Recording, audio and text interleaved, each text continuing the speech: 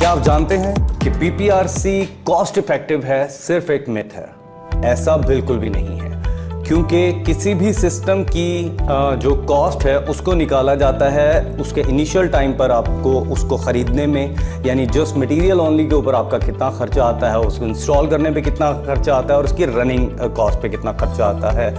जिस वक्त हम पीपीआरसी के मामले में देखते हैं तो चाहे ये मटेरियल इनिशियली आपको लगे कि बहुत सस्ता है, अंडर गेज कहीं से मिल गया, आप लोगों को लगा कि बहुत सस्ता है, लेकिन ऐसा नहीं है। क्योंकि जब आप उसको इंस्टॉल करवाने जाएंगे तो आपको हाईली स्किल्ड लेबर चाहिए, जो कि एक इटसेल्फ कॉस्ट है।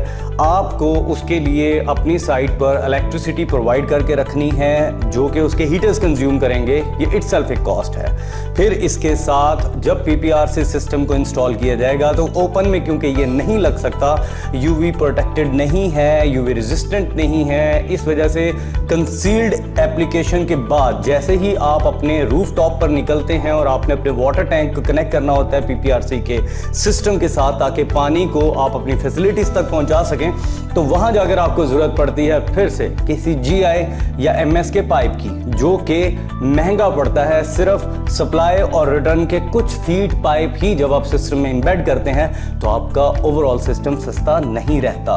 फिर इसके साथ साथ जब हम देखते हैं कि गर्म पानी के चलने से इसकी लाइफ कम होती है और बाकी मेंटेनेंस निकलती हैं, इसके जॉइंट फेलियर की तरफ चले जाते हैं, तो आपको रीवर्क करवाना पड़ता है। इस रीवर्क की भी एक कॉस्ट आती है।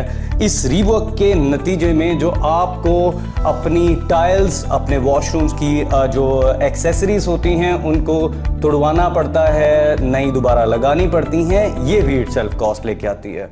तो ये सिर्फ एक मिथ है कि पीपीआरसी सस्ता है।